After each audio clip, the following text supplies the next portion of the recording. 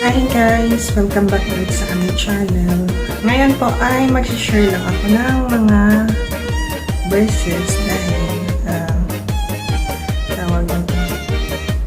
dahil kaarawan ko. Supposedly yung bukas pa siguro to may dahil bukas ako yung birthday ko.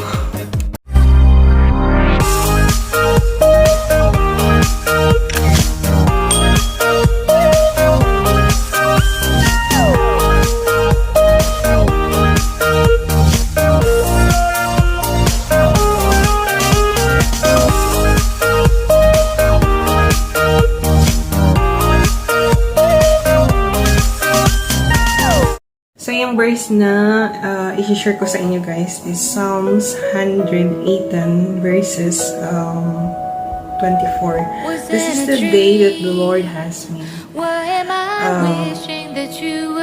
So, ngayon, hindi bukas.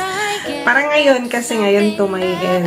So, ako'y nagpapasalamat sa ating may kapal sa buhay na binigay niya. Dahil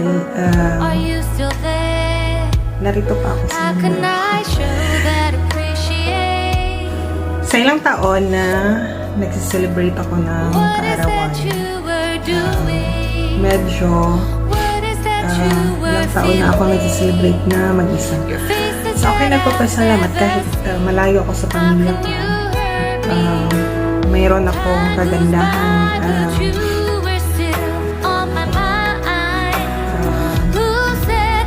yung health at saka yung trabaho ko is napunta ako sa pamilya na maalalahanin tsaka kung ano yung mga problema na darating, handa silang tumulong. Ako ay nagpapasalamat dahil napunta ako sa magandang employer. Dahil hindi lahat ng mga OFW na bless sa kanilang so ako every birthdays talagang sineselebrate ng mga amo ko sa mga alaga ko dito sa bahay tang pamilya na gano'n. Nagpapasalamat ako sa Panginoon dahil binibigyan niya ako ng mababait na employer, pamilya. Dahil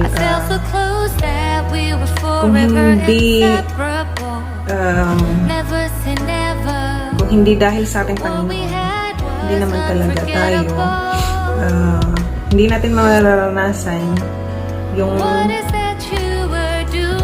alam ng ating Panginoon kung ano yung plano natin kasi nga before we plan He knows ahead, diba? Yun nga yung kasabihan sa Jeremiah 29 verses 11, for I know the plans for you, plan to prosper you, not to harm you. Diba? So, kung talagang we commit ourselves, we fully committed to the Lord. Alam natin guys kung ano yung hinihingi natin. Minsan yung mga hinihingi natin hindi yun yung kung ano yung gusto mo, minsan hindi yun yung dadating or hindi yun yung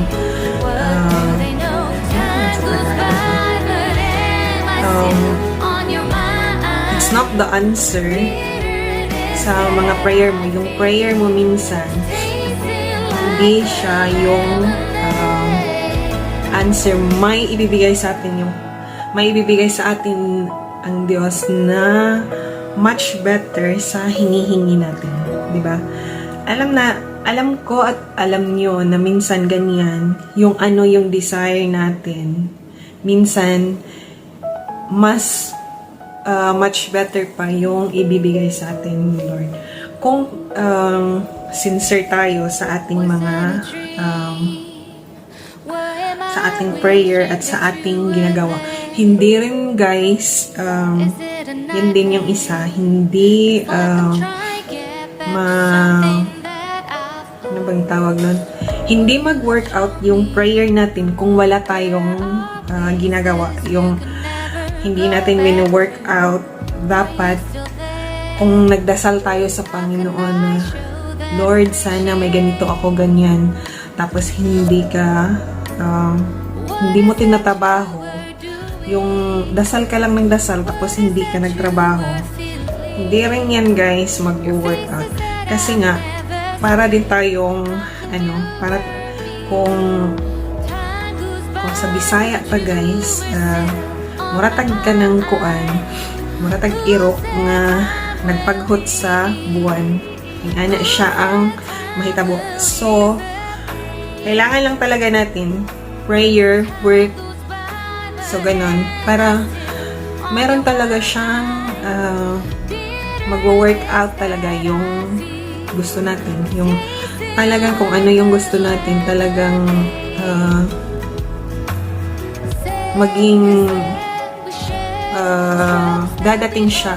So, pasensya na po kayo kasi hindi ako masyadong marunong mag-Tagalog. So, minsan, minimix up ko lang yung tawag nito, yung salita. Kasi nga minsan, nabubulol ako. So, yun nga, ako'y nagpapasalamat. Nagpapasalamat din ako sa pamilya ko dahil, especially sa asawa ko, sa anak ko. Dahil kung ano yung mga gusto ko, yung gusto kong ipagawa doon sa Pinas, talagang wino-work out ng asawa ko. Dahil alam niya, hindi naman tayo babalik sa yung babalik ba tayo pagkabata, di ba? Pupunta tayo patungong katandaan. So yan, sa ilang taon na malayo ako sa pamilya ko, tapos nag-celebrate ako ng kaarawan ko na mag-isa. Hindi naman talaga totally mag-isa kasi nandiyan naman yung mga amo ko dahil sineselebrate nila. Pinarandam din nila sa akin na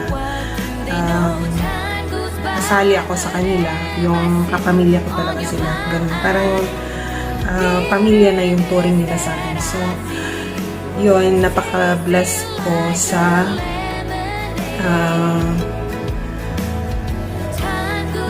napaka-bless ko sa amo ko dahil ganyan yung turing nila sa akin. Kasi minsan, hindi naman lahat, guys, ng mga OFW, mga HW na ganyan yung mga amo, diba? So, kasi nga before din ako, guys, nagtatrabaho, before ako nag-apply noon, talagang dinadasal ko na sana at least mapunta ako sa mga amo na yung kahit guys, pakainin ka lang ganun. Kasi nga, before akong nag-apply, ang dami ng mga negative feedbacks na pag nasa Middle East ka daw, ganito, ganon, minamaltrato, ganyan. So, yun nga, dinadasal ko lang sana sana yung magiging amo ko is at least makakain ka. Kahit hindi naman 3 beses sa isang araw, at least makakain ka. Kasi nga, yun nga yung nakikita natin noon na minamaltrato, ganito, ganon. Kaya, napaka-bless ko sa line na ganyan. Isa yan sa naging regalo ng ating Panginoon sa akin. Tsaka, blessed din ako dahil sa ilang taon na akong nasa ibang bansa, buo pa din yung pamilya ko. Nandiyan pa rin yung asawa ko na sumusuporta sa mga plano ko. Yung ating mga plano, hindi natin siya kinocommit yung plano natin kay Lord, diba? So, naging blessed ako dyan kasi kahit ilang taon na kaming magkalayo ng asawa ko, nandyan pa rin siya sumusuporta sa lahat ng mga plano, sa lahat ng bagay, sa pag-aalaga niya sa anak namin. Super blessed ko na din yan. So, nagpapasalamat din ako sa inyo guys dahil hanggang ngayon sinusuportahan niyo pa rin yung mga video namin. Yung mga gawa namin. Nandyan kayo. Nagsusuporta pa rin sa amin. So, super blessed namin dyan dahil nandyan kayo. Salamat sa lahat. Sa lahat-lahat. We ask the blessing of Jesus Christ, our Almighty Father, Son, and Holy Spirit, bless us on these backpacks and what they represent in our church of the Father. And what this is, you may think this part, this is actually holy water. And so, when I love this part here, I have to see the reaction. I actually like the way they do better, and I don't tell them what to do it. And see the reaction. But this is from the river Jordan, where Jesus is baptized. And God is with you. Remember what we said at the beginning? God, our God. God, your God. And I'm going to get on the activity. So I'm going to sing you for it. Right? Do you wait there tonight?